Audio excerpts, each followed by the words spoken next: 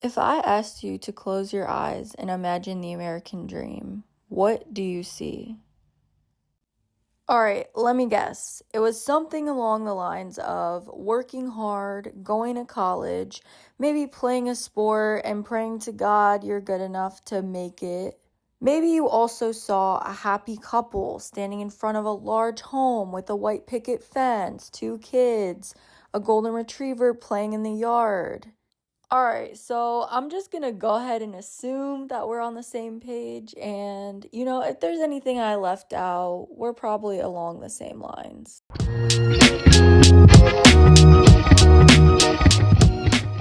Hey, all, welcome back to the Interlinked podcast. I am your host, Ray, and today we are diving into the American dream, or should I say, the collapse of the American dream. So, I'm going to be covering what it means to have a house versus a home, the lack of culture and a community in the US, marriage, kids, the failing healthcare system, and much more. Now, I know this podcast is typically something that is uplifting you or motivating you or getting you guys to take action on something. And that's why I want to encourage you to take a look at the American dream and understand that this is a failing concept, at least in my eyes. These are all my opinions, but I want you to understand that you do have choice. You have a say, and this is just what society sets out for us, but that does not mean that it's your path to follow, because some people, they do want the American dream. They do want it to still be alive, and they believe that it is. They believe that is their purpose. Like, I do want to wake up and be married and have two kids and have a golden retriever and have a beautiful home. And there's nothing wrong with that. But in the society that we're living in right now, in the economic state that we are in currently, it feels very out of reach. And so I just wanted to bring light to this idea and show y'all that, like, there is so much more to life than tying yourself down, living the same life that our parents lived and their parents lived, and just knowing that you have the power to do whatever it is that you want to do, and you can go against the grain and you can fight this standard and go your own way. And I just want to show you that that's how I plan to live my life. And if that's how you want to live yours, at least you have one person that's rooting for you and kind of seeing your vision. So stick around to hear more on all the things I mentioned, and just know that, once again, this is my opinion, and I by no means am setting anyone apart from each other or trying to put anyone down if that is something that you want. There's nothing wrong with wanting a beautiful home and having kids and all the things I'm going to talk about, but if you don't want that, you have a place here. So in last week's episode, I actually talked about my experience when I went on my solo trip, and one of the things I got into was the conversation I had with my Uber driver, and it was all about how, I don't feel as though society sets us up for success. I don't feel like it sets students up for success, and us all just living in this cycle of, like, doing things just because your parent is pushing you to do them, or doing things just because that's what school is set up like. And I kind of went into a deep dive of, we are all meant to explore our passions and be more creative and not feel guilty for exploring these things. And, my Uber driver mentioned, like, this person who always wanted to be a writer and they never became a writer because their dad wanted them to be a doctor. And it was this whole discussion. And it's so much deeper than that. It's deeper than, just not getting the correct job or school's not setting us up to be creative. It's literally the entire premise of our society, the American dream. I feel like that concept just puts us all in such a box, and we don't all want to live that way, and we shouldn't have to. There's so much more to life than that. Like, when I think of the American dream, I think back to factory workers and military and wars going on and those traditional roles of like men at war and out fighting, and women are at home taking care of the children and tending to the home and making everything beautiful. And we are so far beyond that. Like, that is not our reality anymore. That American dream of like fighting and waking up early and having to hustle for every single thing that you have and putting food on the table, like, we don't have to exist that way anymore. I've talked about hustle culture before, but this entire concept of, oh, early bird gets the worm, and we want to earn security or praise for staying at a company for 20 years, like, that should not be how we exist. We should not be waking up at 5 a.m., eating at a scheduled time, feeling guilty when we use our sick days. Like, why else would we have sick days if we're not supposed to use them? Everyone is miserable. Everyone is waiting until it's Friday. You can't leave your job because you need the benefits, but half the time you're literally working just to afford the benefits that you're getting. You work all day long. You get home, you have no energy to do anything creative or anything for yourself. You can't work out. You can't do the things that you want to do because you're so tired from your day. And that's how everyone's expected to live. We're all just turning a blind eye to the fact that this is not sustainable. It's not healthy. It's not what humans were meant to be on this earth to do. Like, hello, why is this standard? And like, I don't mean to come off so woke of like, oh yeah, it'd be so easy to just sit on my ass or go to the gym and not work and not feel like I need to hustle, but I do need to put food on the table. And I hear you, bro. I hear you. But like, there has to be a better way that we can do this, because collectively, our entire society is miserable, and it shows. Being in this country, people are so unhappy. Yes, of course, you encounter people that have good energy and a good spirit, but half the time they're fighting a battle that you would have no idea about. Like, yes, I've had great conversations with Ubers. Yes, I stumble upon people all the time in a restaurant, in line, wherever, and I have great conversation, but that does not disregard the fact that they may be struggling at home.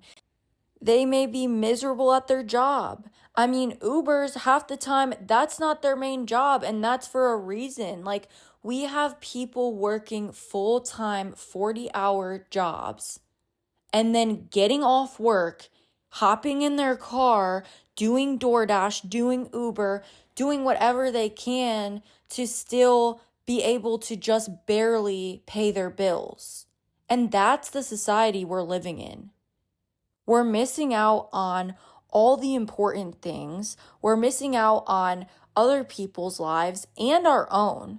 Like, I think about my dad, and I've been watching this man grind since I can remember. When my mom was dying, he was still at work. He was still on the road traveling, and it was hard for him to step away, which we definitely gave him shit for, because it's like, can you ever just stop? Like, he has had this mindset of go, go, go for his entire life, and I don't think he'll ever get out of it. I mean, he's literally 60 years old, and he still works like 18-hour shifts and just these crazy hours. Like, you are not meant to be doing that. And he does it because, he loves his job. He's a chef, and he loves what he does, and he wants to help out. And when people call off, he's going to be there. But does that mean that that's how he should be living his life at this age? No. He's missed out on so many of the major things that we've experienced, and most of our conversations are on the phone. which, if that's what it has to be, that's what it has to be. But ultimately, you're missing out. And when he does get off work, so he works 10 days and then he comes home for 4 days. And so he's always on the plane, he's always traveling. And when he gets home, all he wants to do is watch TV. And it's hard to get him to do anything beyond that because he's so tired.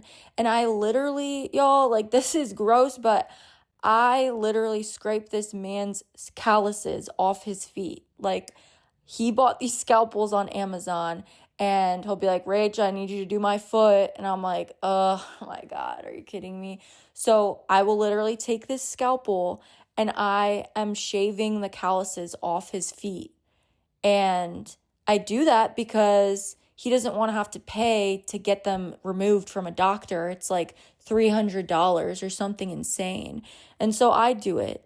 But he works himself to death. And I know one day he'll learn to regret it and he'll see, striving after money is never going to bring you happiness. And it just feels like no matter how much money he makes, it's literally never enough. Like, he will never be at peace. And I don't want to put him on an island because I feel like that's the reality of a lot of people. And it's so unfortunate.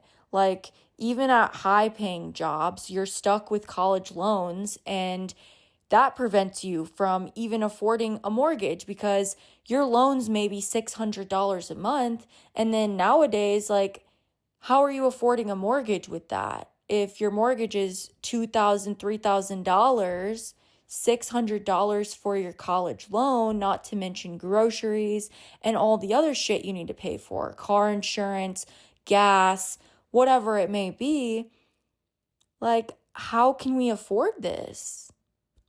The system was simply not built for us to thrive. And it's as simple as that. Like, we stay hoping and hoping for things and then feeling worse when we have them. Just think about that for a second.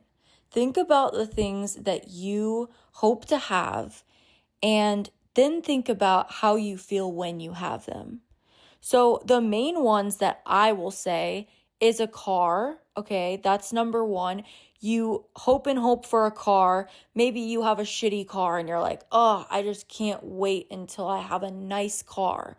Or maybe you don't have a car at all. You're 16 and you're like, I cannot wait to have a car. And so you hope and hope for these things and you're like, oh my God, life will be so much better when I have this. And then you get the thing and it ends up making you feel worse in a way. Like, of course, a car is a little bit different because you genuinely do need a car in most areas, and a car gives you a sense of freedom. It allows you to go places that you want to go. It allows you to have a job and start working and be able to get to point A and point B. And if you start a sport, you get to drive yourself to practice. And in school, you don't have to wait on your parent to pick you up. All of those things are valid. But at the end of the day, there's going to come a point where, you're having your brakes repaired, or you need a new belt, or you need your tires replaced. And that ends up being a huge burden, a huge headache. And it's like, wait, I was supposed to feel better with this thing, and suddenly I feel worse. At the very least, damn well you got to pay for your car insurance every month, and you got to fill up the car, you got to pay for gas, and for some people that's a huge stressor. So yeah, it does bring you peace in a way, but it also can make you feel worse having it. Like, oh, it was kind of nice when I wasn't the friend that drove and my friend just was picking me up and taking me to school, and I didn't have to worry about waking up earlier and setting aside time for me to drive or me to scrape my car. Like, nah, that was on her. That was on my dad. That was on all these other people to do. All I had to do was be ready, hop in the car, and I was on my merry way. You know what I'm saying? So, like, you think back to a time when you didn't drive and it's like, wait, actually, that was kind of nice. Like, yeah, I would have to wait on people, but also I didn't have to worry as much from a I'm responsible perspective. Like, we get a ticket, that's not on me. They're getting the ticket, you know? So, like, I don't know, it alleviates stress in a way, but it can also bring you more stress. So let's go ahead and move chronologically. So you get a car. That's one of the major things where I think it can be something that you hope for, but it makes you feel worse when you have it.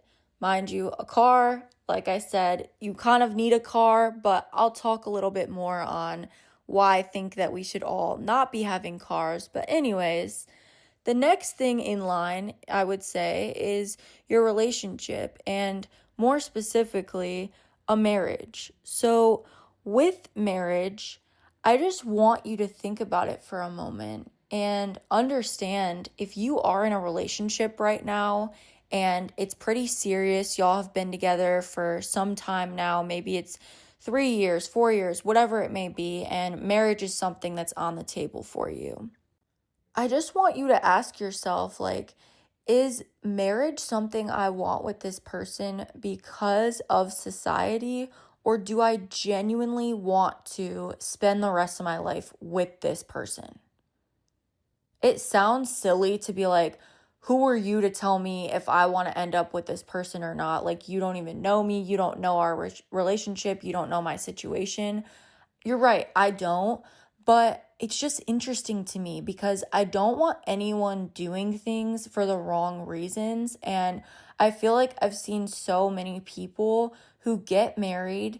And I mean, our divorce rate is as high as it is for a reason. Like, people are getting married just to get married and then realizing later down the line, like, yo, we weren't even compatible. The only reason I got married to you is because of, rent being cheaper, or I got married to you because we had a kid, or I got married to you because that's what society wanted.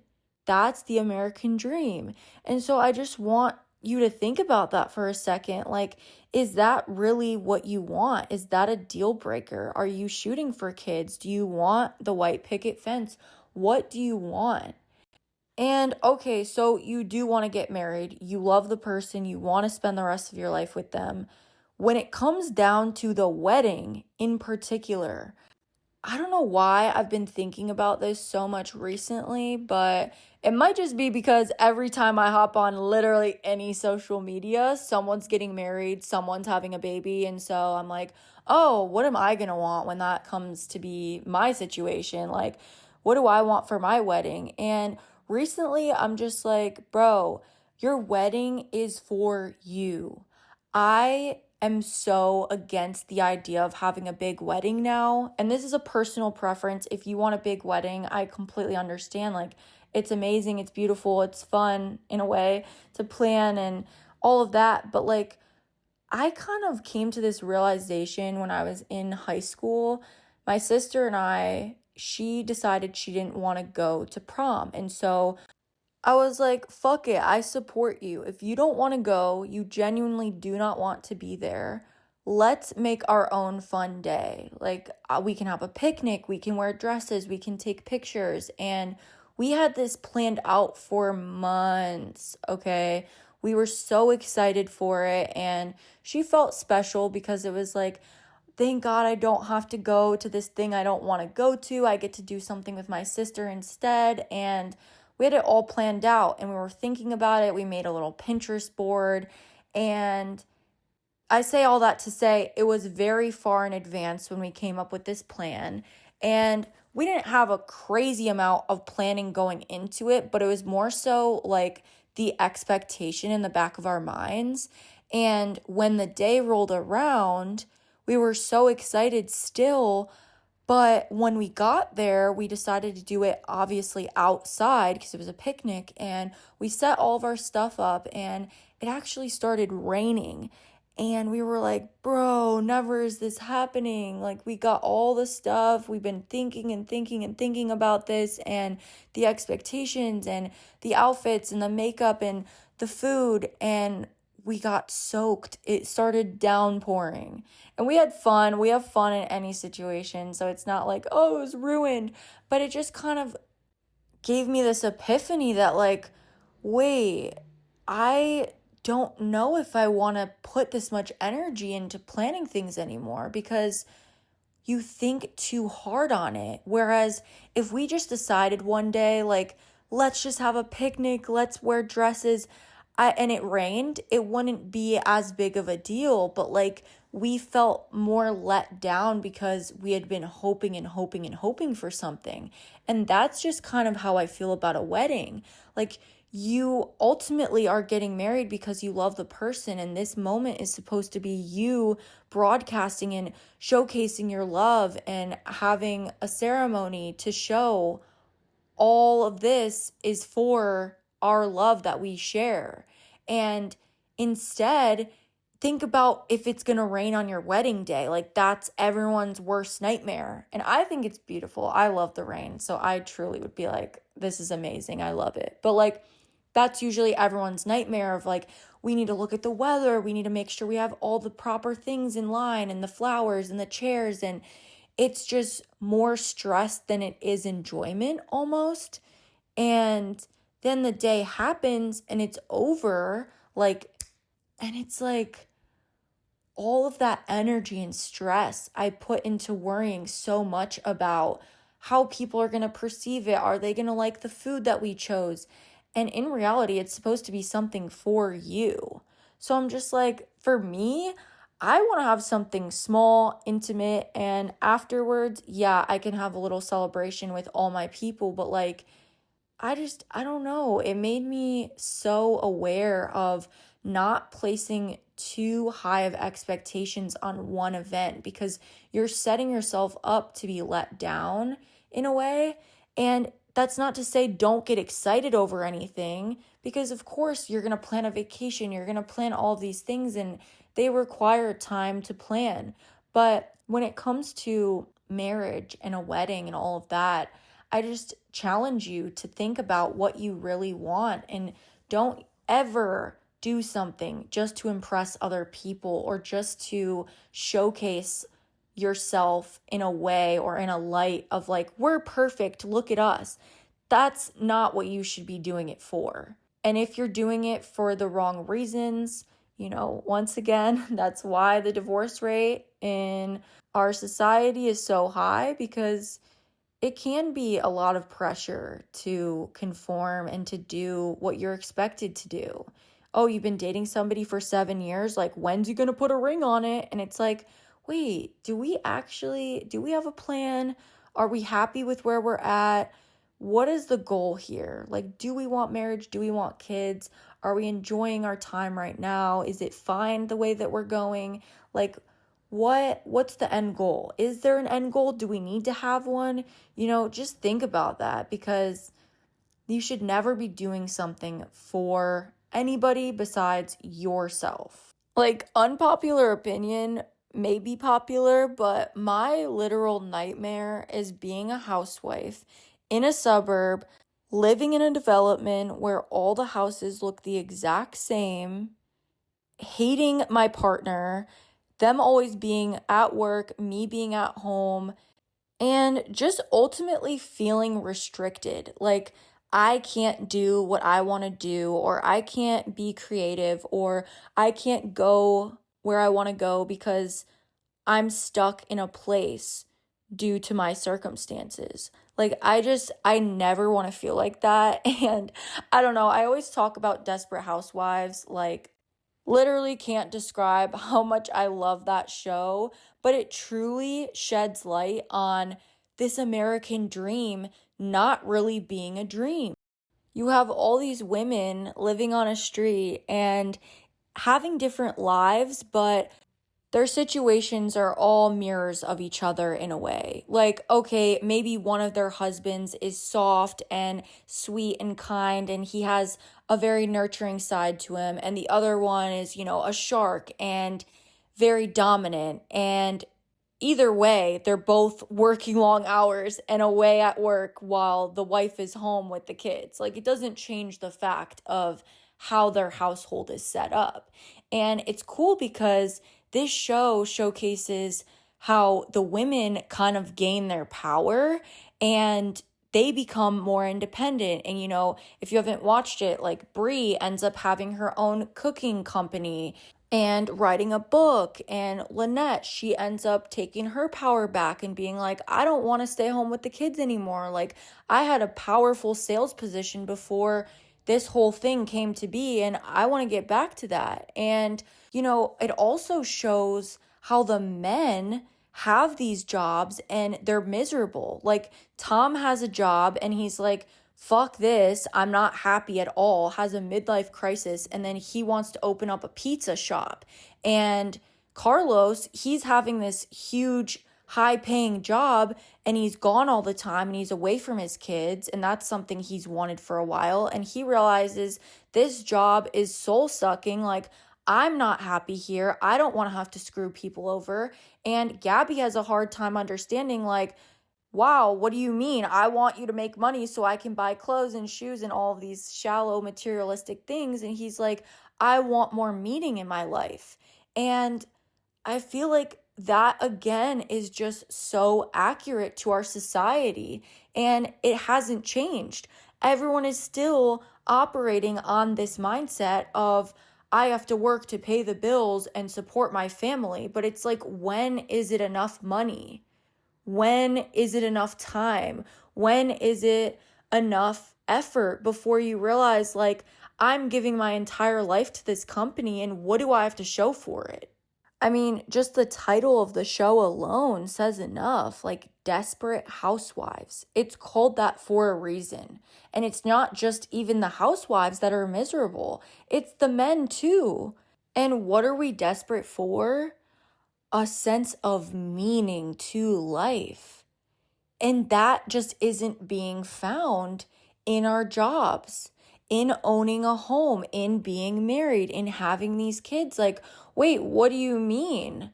Why do I need to own a pizza shop? I thought getting this sales job and having a wife and kids, I thought that was everything. I thought that's what we were supposed to do. I thought that was the end goal. That's what I thought I was supposed to be shooting for. Like, what do you mean it's not enough?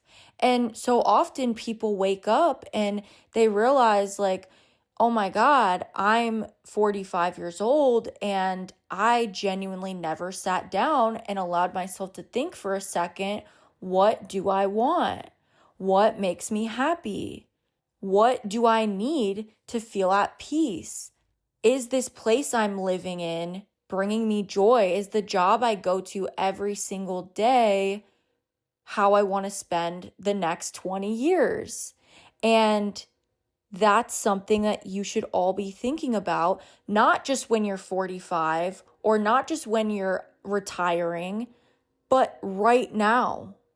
So many of us, we live in autopilot because that's what we're expected to do. You go to high school, you go to college, you graduate, you get that paying job, you get a house, you have the kids, you have the husband, whatever it may be, and then you wake up. Like, where's the pause where you think, is that what I want? Do I want to stay where I'm at? Is there something else I'd rather be doing? Is there a different job I'd rather have? Is there a place I'd rather live? Like, do I want to move? Do I want to live here? I mean, so often people end up getting in relationships or married to people that they went to high school with or lived in the same state or the same town. And it's like, the world is so big.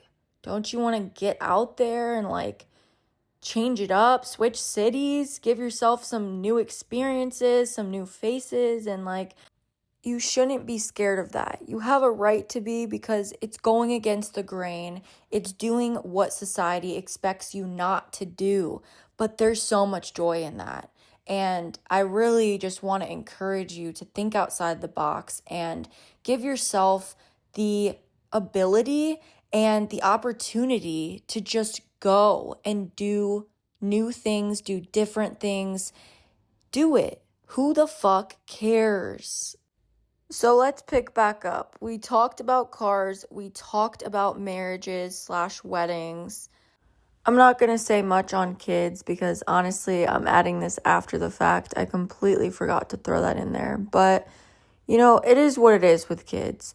It's really expensive to exist right now. And my perspective is, unless you have the means to support yourself very comfortably, you are not ready to have a kid because that is going to be the biggest financial impact that you're ever going to see.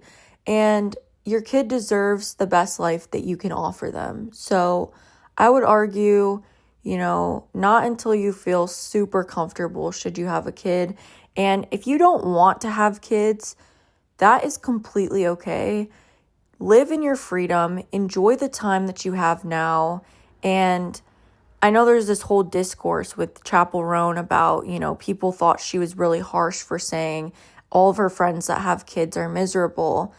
That was her personal experience, and obviously motherhood, having children is a beautiful experience, but it's not wrong of you to be selfish, at least for right now, and know, I deserve my own time. I deserve to be able to live in a way that I can just exist. I don't have to worry about where my kids are going, dropping them off at daycare, revolving my entire existence around a child. So I guess I shouldn't even say be selfish because it's not. It's putting yourself first, I should say.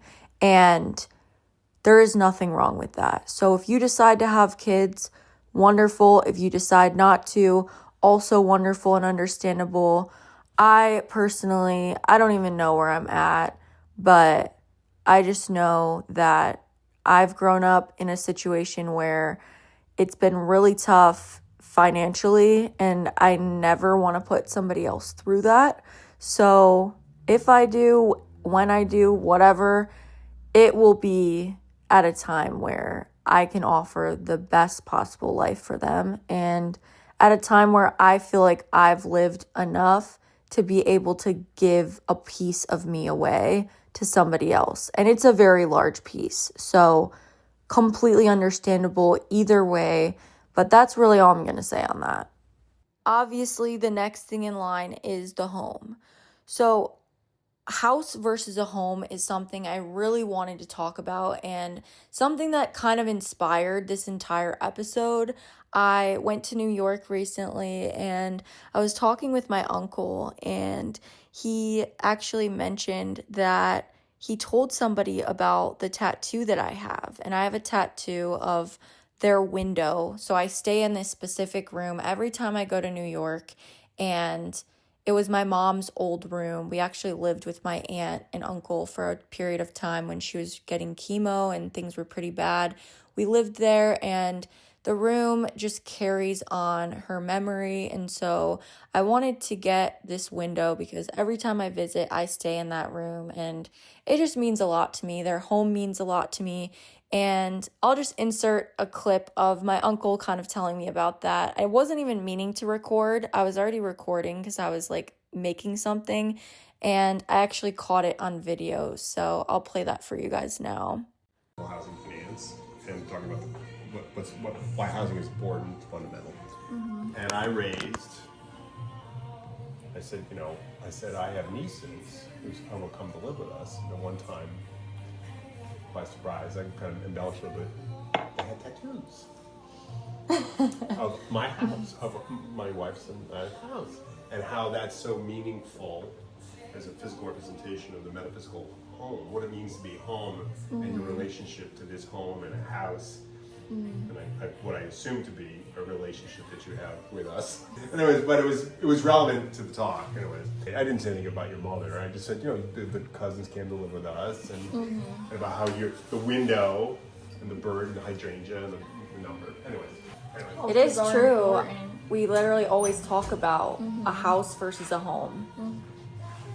Home is the people that mm-hmm. live there, not the gadgets, mm-hmm. not the clothes, the shoes. But you can't have obviously have a home without empty. The physical structure of the house and everything that goes beyond it, right? The financing, all that stuff.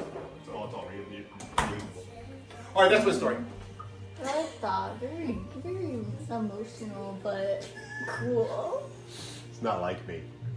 I don't do that. He's like, all right, next topic. Yeah. So I loved that he brought up this concept of the metaphysical versus the physical. And, you can have the structure of a home, but that doesn't mean you have a home. You just have a house. A home is much deeper than that. And their home, and I'm calling it a home because that's what it has always been to me, is a home because it aligns with us spiritually. We feel safe there. We feel as though our ideas align with the people in the home, and we feel creative and we feel expressive and we feel connected. And that's what you want in a home. You don't want a place that is just the shell of the idea of something good. You don't want a dining room table that has the outlook of, yes, a family eats here and shares conversation, but in reality, it lies bare and one person sits there eating alone. It takes a lot to uphold the concept of a home, and it takes work, and it takes people existing there that genuinely love each other. And it's as corny as it sounds, those little sayings that people put on their walls and welcome to our home, house rules, love each other, respect, like all of that sounds corny, but in reality, that is what makes a home. It's not the gadgets, as I said, it's not having the highest quality couch or the best TV or the best appliances. It's none of that. It's the people that make your house a home. It's the energy. And for me, I've had a home, or I should say houses, where I never felt like they were a home because the energy inside was nothing like what you would want a home to be. And honestly, it's always been hard for my sisters and I to feel like our house was a home because how can you? Losing our mom, like that touch has just always left every house not feeling like a home. And it really is a woman's touch. Like you can't replicate that.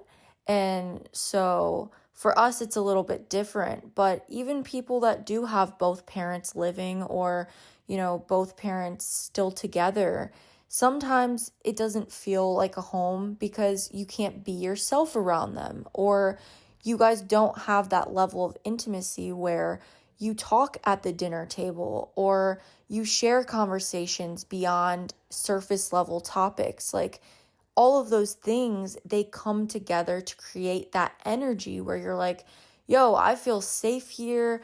I feel like I get to just come home, take my bags off, kick my feet up, relax. I don't feel like I'm walking on eggshells. I don't feel like I'm going to get yelled at for anything that I do.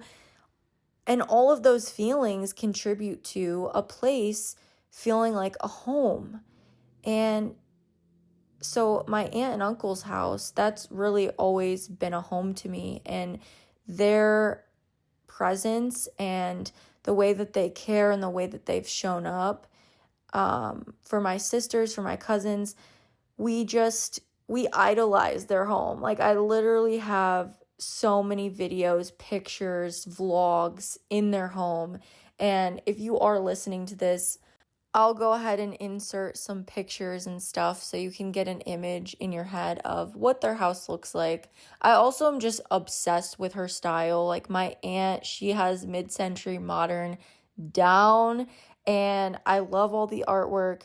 I love the kitchen.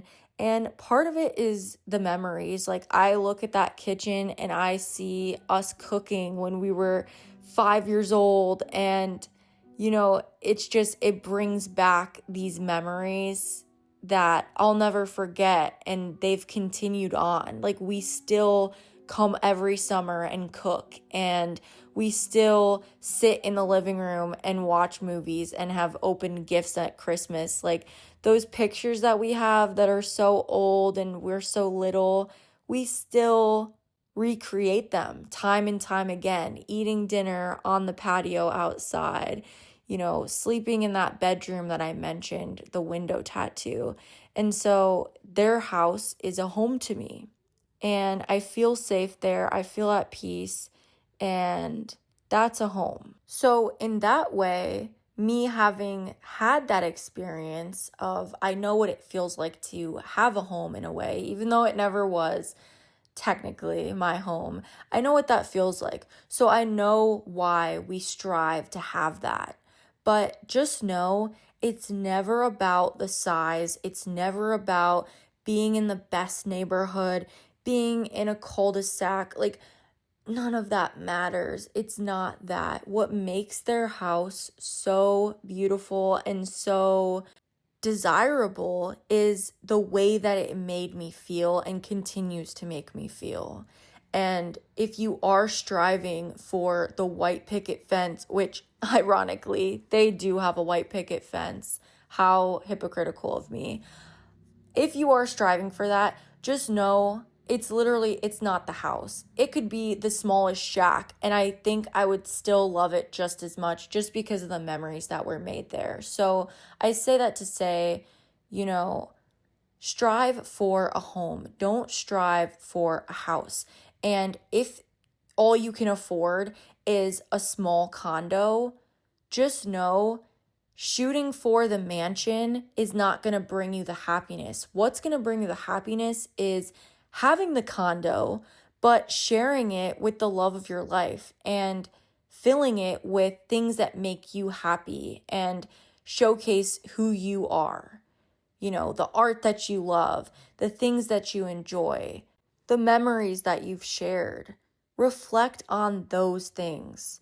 Do not worry about the gadgets, because I promise you, the fancy TVs, the appliances, the nice wraparound couch, that does not matter. So I mentioned I lived in New York for a period of time.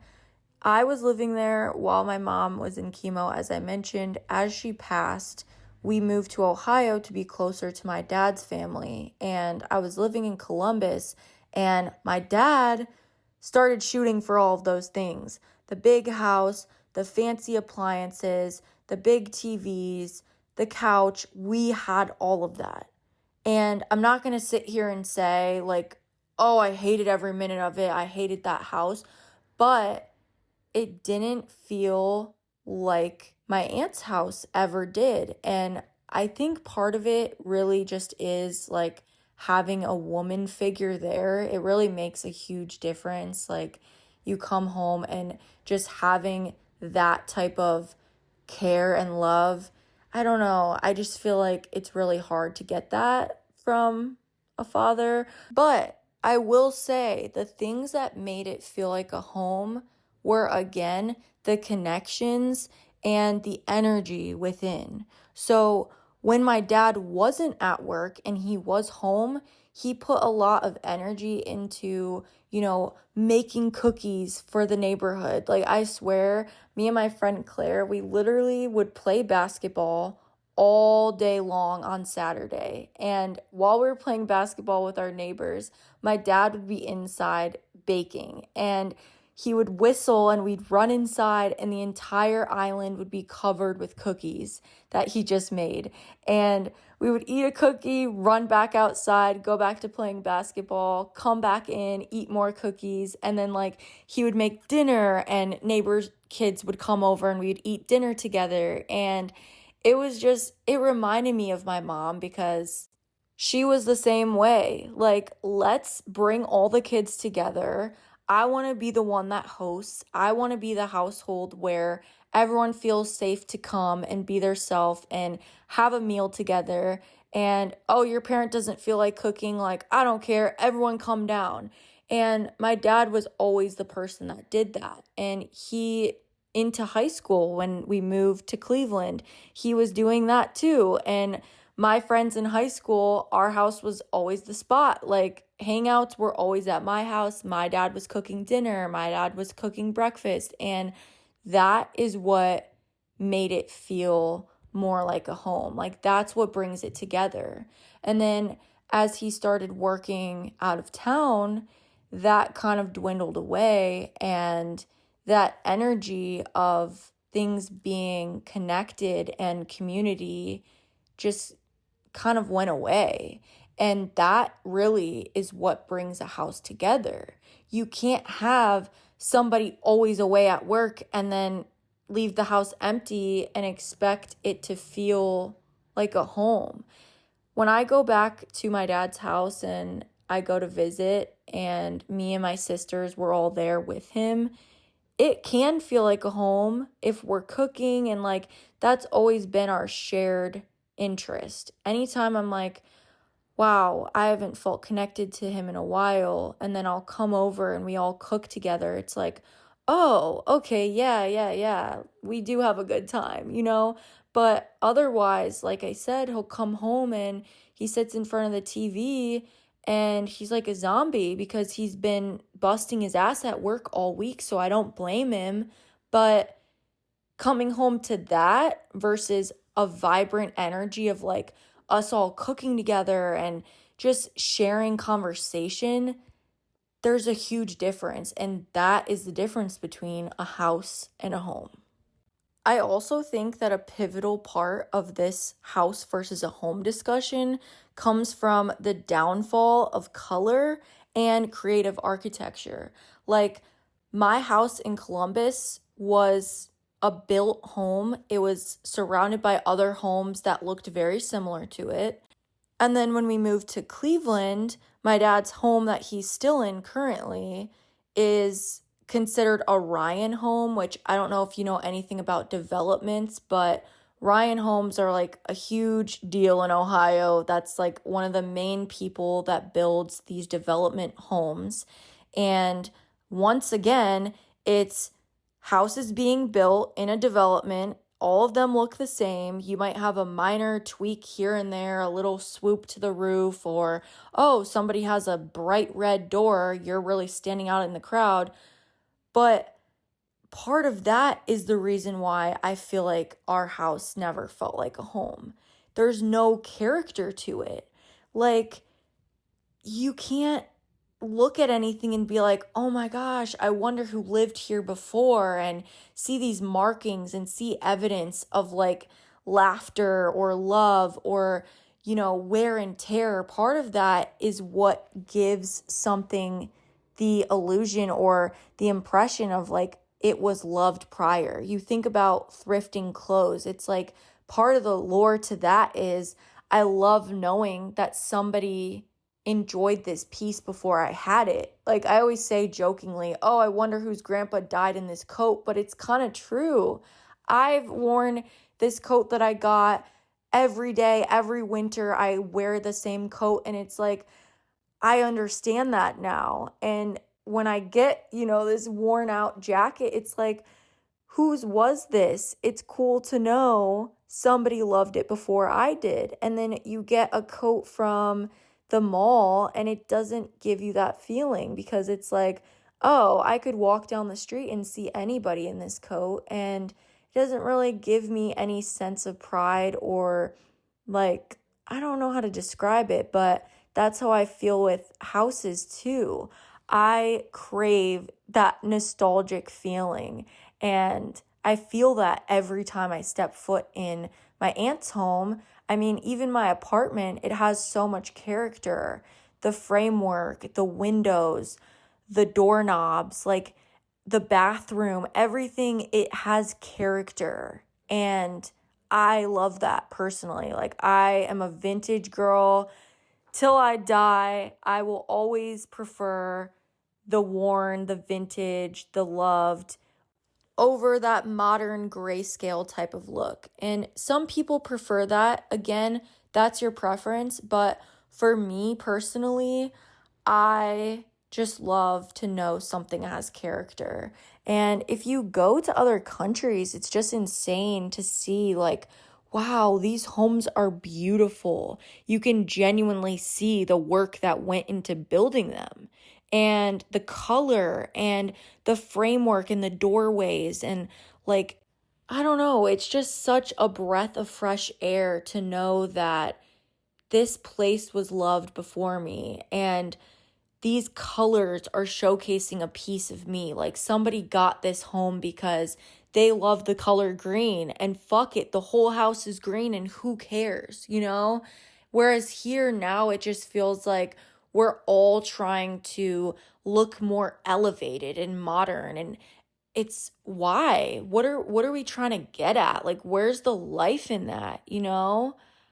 There's this street that's pretty close to my apartment, and I'll find myself just going for a drive down and looking at all the homes and taking them all in. Like, ooh, that one's my favorite. No, wait, that one is my favorite. And just really looking at all the architecture and the landscaping and the colors and the windowsills and all the parts and pieces that make it up, and just wondering, what does it look like on the inside? Like, I wish I could just go in there and see what type of furniture they have and what's on their walls and what does their kitchen look like and what kind of stove do they have. Like, I just crave to see everything about those houses because they have so much character, and you don't see that very often. When you do come across a home with character, at least for me, I just find myself in awe, like staring at it. And I'm just like, wow, I would love to live there. But it's not necessarily the white picket fence. It's just character. It's just the illusion that those houses give me of a loving home.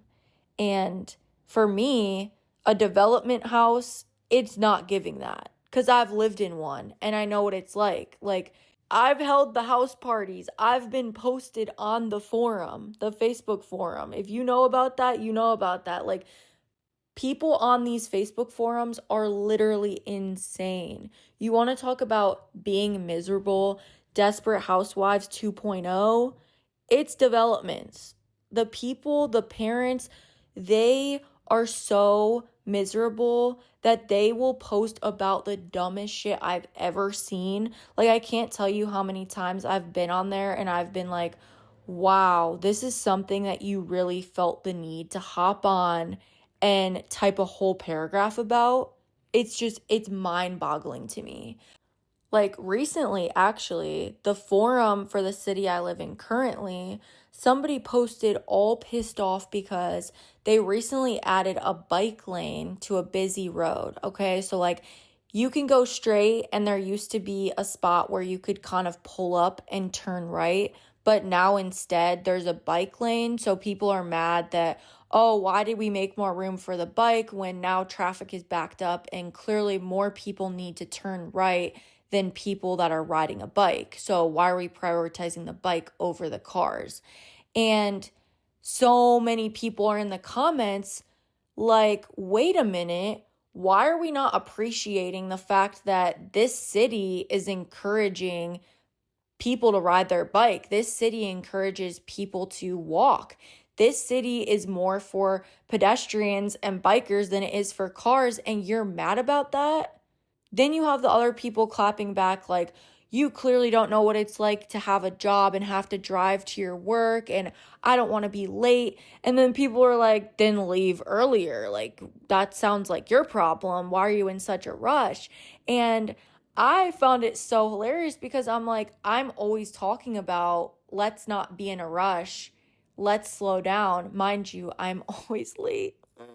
That's my own problem, but I got to work on that. Anyways, it's so true. Like, we get mad at traffic, but why are you mad? You're the one that could have left earlier. And I think that we've just lost it as a society. Why are we all in such a rush? Is it really more valuable to you to have more cars on the road than it is to have bikes and pedestrians? Like, what are we running here? The infrastructure in America is so stupid. You go to other countries, you don't need a car. Everyone's walking, everyone's riding their bike. You can ride the subway if you need to get anywhere that's far away, and that works for them. It makes everything more accessible. It eliminates this huge gap of like rich and poor because we're all riding the bus, we're all riding the train. It's not only the broke people get on the bus. Like, fuck that. We should all be using the bus. We should all be using a train. Less cars on the road and more room for bikes and people. I mean, sounds like a dream to me. Why are we prioritizing the cars? If you think about summer and you think about, oh, it's such a nice day out, part of the thing that makes it feel like a nice day is the fact that there's people outside everywhere. Think about a beautiful day and then think about empty streets, absolutely nothing outside, no noise, no kids swinging on the swing set, no people buzzing by on their bike, no one outside enjoying a coffee. Like, you see no one. Does it really feel like, oh my God, it's summer, it's such a nice day? Or is it the fact that there's people outside everywhere? That's what's giving you the impression that it's a beautiful thing to enjoy. I'd argue it's all the people. And if you take away the people, what are we enjoying? Yes, you can enjoy being outside alone, but part of it is, a majority of it is seeing everybody else. Like, wow, we're all connected. We're all thinking it's such a nice day and we're all out enjoying it. That's the beauty in it. Why is that something we're arguing about on a Facebook forum? Like, we've literally lost it. This is the American dream. Are you fucking serious? I'm thinking the American dream is to get the fuck out of here. And I've seen that on TikTok recently. Like, we are all waking up to the fact that other countries live such a more peaceful life. They go out, they enjoy the outdoors, they ride their bikes, they walk. They have a sense of community. They go to places, they sit down, they enjoy a coffee, they take it slow. They communicate face to face, not just over text. They don't bring their laptops everywhere they go. And that's the other thing. I feel like here we almost feel guilty for enjoying ourselves. Like the little things now are being seen as something we should cut back on. Like, oh, you should be making your coffee at home. Why are you going out and spending on a coffee every day when that's something that you don't need? You're getting it in excess. Like, bro, if I want to go get a coffee in the morning, that should not be something that's breaking the bank. And if it is, again, what is this American dream we're talking about? Waking up, making my coffee at home, saving money, rushing to work, getting mad at traffic, getting mad that there's bikers in the road when I should be getting to work in my car quicker, then arriving at work, surrounded by people that are also miserable that they have to be awake right now and locking in on their task, whatever it may be, enjoying your scheduled 40-minute lunch, getting right back to work, rushing home again, getting mad at traffic because you're rushing to get back to your home just to rot because you have no energy from the day that you just had, microwaving a meal because you're too lazy to cook, rotting, drinking, not talking to anyone because you're burnt out from your day, can't afford to go get a sweet treat or enjoy a meal out because, once again, we should be limiting our spending. You know the classic saying, we have food at home, but do we really? We got red 40 in our chips. We got genetically modified produce. We got things that are banned in other countries thriving on our shelves. And it's like, oh yeah, so that's supposed to make me feel nourished and full. But in reality, I feel like shit. And when I go to other countries, I get to just walk to the farmer's market once again, walk or bike or take the train carrying my little tote and nothing else. It's just like, what are we doing, bro? We gotta wake up. We gotta realize there's more for us. There is such a better life out there that is literally screaming, crying, knocking, banging at your head to open your eyes and recognize. Not to mention, other countries' healthcare we all know is a million times better. If this isn't the most accurate representation of the American healthcare system, I don't know what is. But not too long ago, this was probably a month ago, my sister was having horrible chest pains to the point where she was screaming, crying. I didn't know what to do. And she did not have health insurance. And she was literally refusing to go to the hospital. And I was like, bro, I don't know what to do right now, but you're scaring the hell out of me and we need to go. Like, I'm not about to have you die in my presence in this bed right now because you refuse to get a bill that you can't pay for. And it took so long for me to finally get her into the car and accepting the fact that I was taking her to the hospital and I didn't care what it took, but we were going. And the entire time we were there, she was unwell, okay, still suffering. And anytime somebody would come in, she's like, did they give the bill? Like, is that the bill? What does it say? And I'm like, bro, stop worrying about that. And I tried to comfort her in the fact that they probably have things to help you, payment plans, whatever. We were there for about 4 to 5 hours and they ran all these tests, didn't end up even finding out what was wrong with her. What was the bill? Yeah, she stuck with about a $7,000 medical bill. And that's the reality. Like, she had a right, I guess, to feel the way that she did because look at what she stuck with now. And nothing was even determined. Like, she had these signs, she had these symptoms, nothing was diagnosed, and she sent on her merry way with a fat-ass medical bill. Like, why would I ever want to come back to you guys? You didn't even get to the root of the problem. And at the very least, you didn't even have a good attitude. Like, rude-ass nurse. But again, understandable. And I have empathy for all of these people because once again, we're all miserable. We're all in these jobs where you're going to work and somebody catches you with a bad attitude. Well, you don't know what she just dealt with. Like one of my friends, she works in the hospital and she's a nurse, a new nurse, and she recently had to deal with a patient dying. And the other nurses were like, oh, it's your first one. Like, you'll get used to it. And it's like, what the fuck? We're supposed to get used to this? Like, how do I ever get used to someone dying, replacing the sheets, and telling the next person to come on in?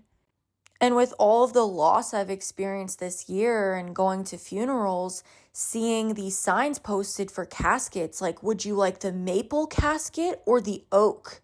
It's just like, wow, I can't decide. Would you like the flower field ash container or would you like the golf outing?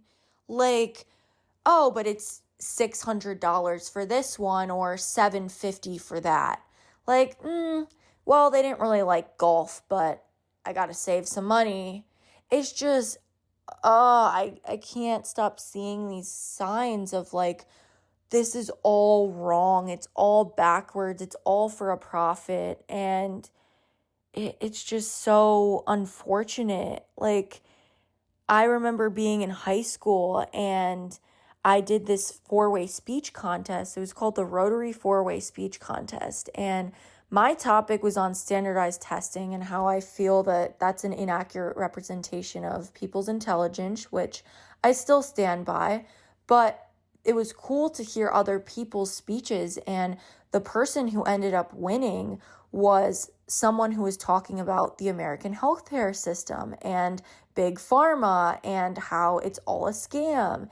And I still remember that speech and think back to it, and it's like burned in my brain of everything in this country is for a profit, and they don't want to see you healthy. They don't want to see you well because they market off of you being ill. The illness in our society and the death and everything that goes wrong is a paycheck for somebody else. And it's really dark and sad to think about, but that's the society that we live in. Everything is for a profit, and it's just so unfortunate that you have to think of it in that way. Like places don't accept your insurance. It literally took me 3 years to get a simple dental procedure because everywhere that I went said, oh, we don't take your health insurance. And it's like, okay, I guess it's not that important then. It makes you feel like shit about yourself.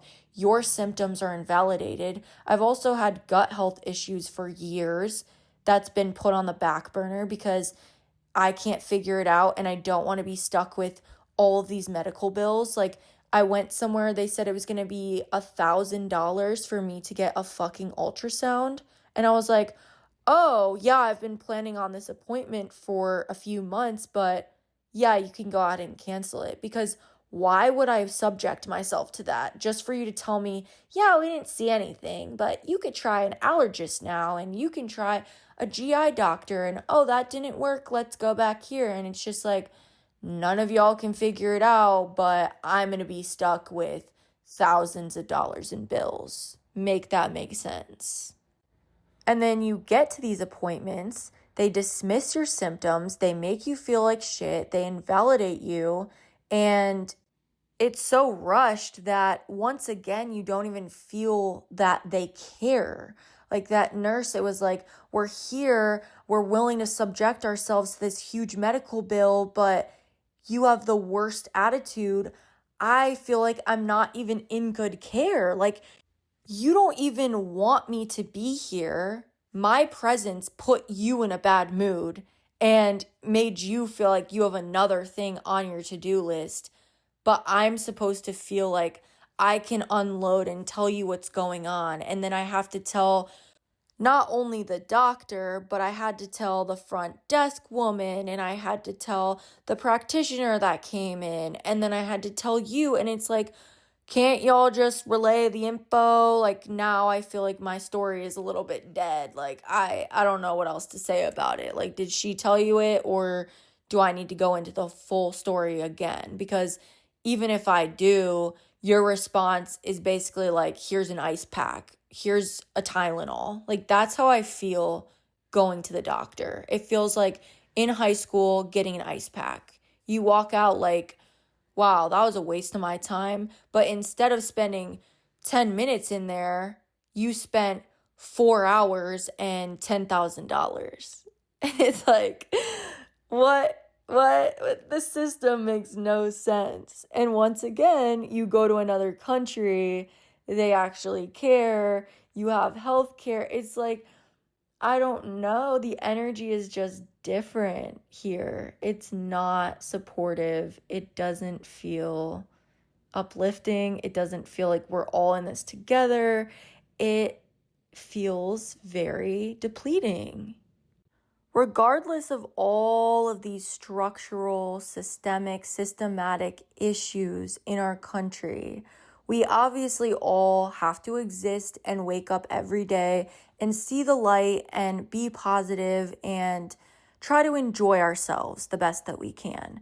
And I feel like I do a really good job of that, even having this major overwhelming feeling of like, wait, actually none of this matters. But regardless, I still wake up every day and see the beauty in the little things. And recently I went to New York, as I mentioned, and I posted all this stuff. I took a lot of pictures and I put them on my story. And my cousin, who has lived in New York her whole life, she slid up on one of my stories and she said, "I love seeing New York through your eyes."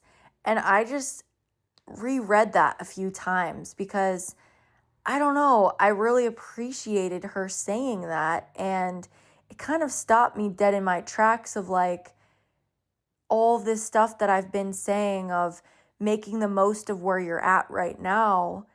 It's so true because she basically gets to see somebody who doesn't live in the place she's known her whole life and enjoys all the little things, down to her own house. Like, can you imagine you growing up in your house your whole life and just thinking like, yeah, this is my house, I like it, whatever. But then somebody else coming over and constantly showcasing your house, constantly saying like, basically romanticizing it. And it's just the place you've always known, but to them, it's everything. And so for me, she gets that perspective. Like, I adore their house. I adore all the little streets and all the little coffee shops that we go to because it feels like home to me. And she gets to see that. And I thought that was cool. And I think I really do just love New York so much because it has so much character. And every time I go to my aunt's house and I explore around where she lives, I see the things that are like dying out around me. So, not in my city in particular, but like I said, living at my dad's, there was no people, there was all of the same houses, there was these Facebook forums and miserable people, and that exists everywhere. But from my perspective, just walking the streets and going into places, I see creative people. I see funky outfits, and I see people not afraid to just be who they are. And all this character is what keeps the energy alive. It's what separates corporate America from the magic that once existed. I was sitting at dinner with my aunt, my uncle, and my sister, and my uncle just starts playing music as he always does, but he decided to play some old school like hip hop R&B, and I love that shit. So I was like, hell yeah, give me more. Like, give me the shit that you were listening to, because he grew up in New York City. So I'm like, what were you hearing? And he was playing these old songs, and some of them I had never heard before. And it was just interesting to see like his perspective on things, because growing up now, we don't have the same energy that they had back then of like, wait, I could be someone, like I could be the next rapper. People have that mindset in a way, but it's very, oh, okay, go be a SoundCloud rapper. Like, you kind of get dogged because everyone wants to be a rapper. But back then, it was like this new and upcoming thing where people were just fighting for it. They were carrying boom boxes, walking around, just vibing in the streets. Like, everyone was outside. There was no phones to be distracting you. It wasn't self-promo from social media. It was just by the word of mouth and, being outside and hanging around other people. And I don't know, he described it as this lively thing that he was so focused on school that he kind of just walked around with his nose down. Like, there's a lot going on, but I'm not about to be any part of that. And he said he kind of regretted it.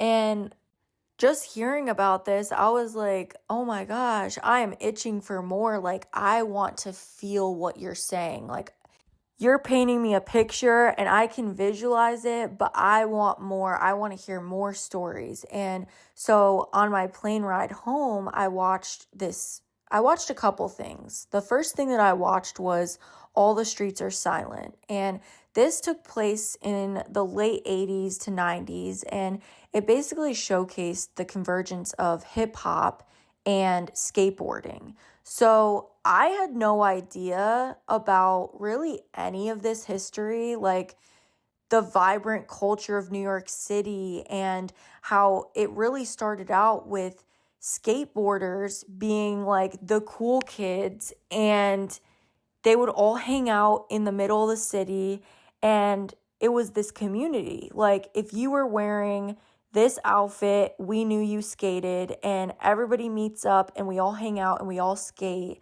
And then it was like, oh, what type of music are we listening to? Wait, now these rappers are coming around with their speakers and like we're vibing with their music. So then skateboarders and hip hop kids kind of started hanging out. And then the hip hop kids were like, oh, let's start skating. And then it was this community, and it just showcased how they influenced each other and contributed to like this whole landscape of just curiosity and creativity. And it was just capturing this spirit of rebellion in a way, because they were going against the grain. They were like the outcasts, but then they all joined forces to be this huge community. And I always heard about this concept of Zoo York, but I'd never really knew what that meant. And now seeing this film, I was like, yo, that is crazy. Like, there was genuinely magic in the streets. And I just don't feel that now. Even in the most walkable cities, it doesn't necessarily carry that magic. It's like that concept of promise that you don't know what's on the other side. They had that. And like, we have that in a way, but it's not the same promise. Ours is like, oh God, AI is going to take over. Theirs is like, ooh, I could be a famous rapper. You know what I'm saying? Like, I could be a famous skateboarder. That's the best thing I could see for myself.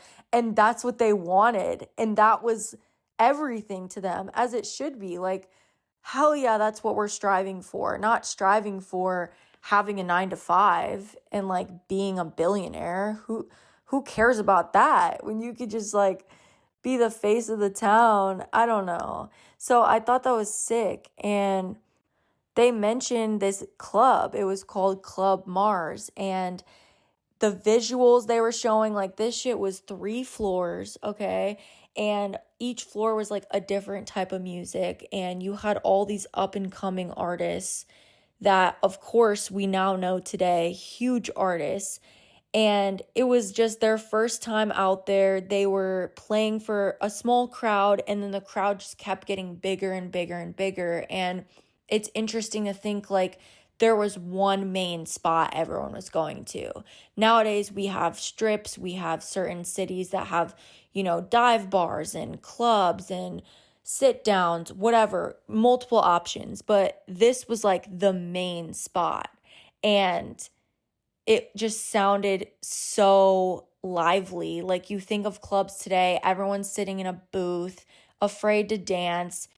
Everyone kind of has a similar concept of what songs are in, what songs are like, oh, why are they playing this? And then, like, you only can have a conversation if you're all blasted. And then even then, you can't hear anyone because it's so loud. And it's just like, it's different. Whereas this Club Mars, everyone was just dancing and vibing. And it was like the promise of knowing like these people are on the rise to fame and I'm witnessing it. I'm in the crowd as they are getting bigger and bigger and bigger. So is the crowd. So is the distance between me and the people next to me. Like, I can actually feel them getting bigger.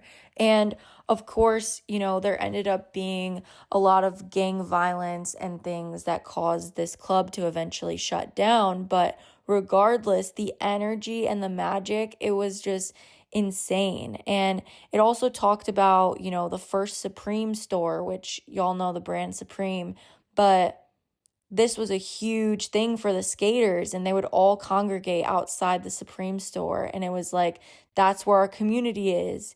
And we just don't really have that. Like, this just gives us a reminder that art and culture can thrive, and this is how life should be.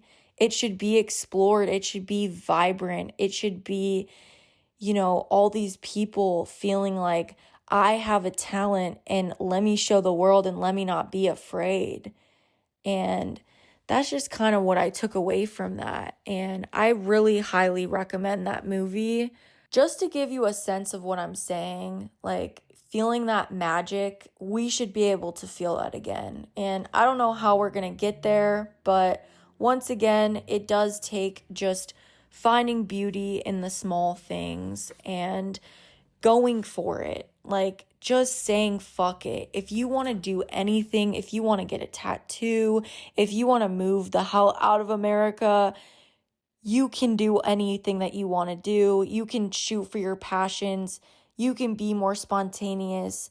Obviously, easier said than done, but just have peace in knowing that the American dream is essentially a hamster wheel and you can hop off whenever the fuck you want to. Test the waters. If you're miserable at your 9 to 5, there's other options. Don't fall for the concept of a perfect life. You literally will never be satisfied until you're doing the things that you love and are surrounded by people that you love and love you. Remember, just because you have a house does not mean you have a home. Strive for a home. If anything, that home could be an apartment. That home could be a condo. That home could be somebody's basement. But again, homes are places where you feel aligned, where you feel at peace, where you feel safe to be who you are. And that's what you should be shooting for, not the white picket fence. Because that white picket fence, it might run you like $20,000. So just know that when you buy a house, you're buying the shell of a house. You're not buying a home. You can't buy a home. You have to make a home. And I stand by that.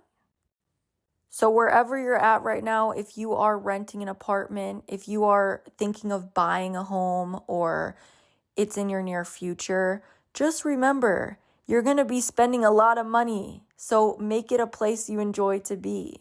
I know for me, like, I took a while to start decorating, but make it a place that feels like you. People should walk in and get a sense of you. You should walk in and get a sense of you. Make sure whatever you do, you're doing it because you want to and because it's something that will bring you happiness, you joy, you peace, you sustainability, whatever it is. Understand, the American dream is not your dream. Find out what is and run with it. You are in control of your circumstances, and always remember, do not live to work. Work to live. Thank you guys so much for listening to this episode. I hope that you enjoyed it. I hope that you understand I am not in any way downplaying somebody's dreams. If the American dream is your dream, go ahead and shoot for it. All I wanted from this episode was to give you guys some things to think about, to get you to realize that there's some power in thinking outside the box, going against the grain, and you should do that. You should at least think about it. And so for your homework, what I want you to do is write down what your dream life looks like. And if you can't think about it right now, I want you to start getting in the mindset of the places that you would be if you were living your dream. So is there anywhere in your life right now where you felt like, oh, I could really live here? And why is that? Where were you at? What made you feel like you wanted to spend your life doing that thing or living in that place or having that job? What gave you that feeling? Because something had to. Was it the sense of freedom? Was it the mental clarity? Was it the people surrounding you? Was it just a feeling and you can't really put your finger on it, but you felt at home? Because that's valid too. So I don't want to give you too much homework because I feel like this was a lot to digest, but maybe start thinking, go on Pinterest. What do you want? Do you want a big wedding? Do you want to get married at all? Do you want kids? Do you want to have a white picket fence and a golden retriever? Or what kind of dog would you want? Do you want a dog? Do you want a cat? Like, I don't know. I always like to say live in the moment, but in this case, I'm asking you to think to the future because what I don't want for you is for you to wake up when you're 45 and realize that you never thought about it. So thank you guys once again, and I look forward to hearing from you. Bye.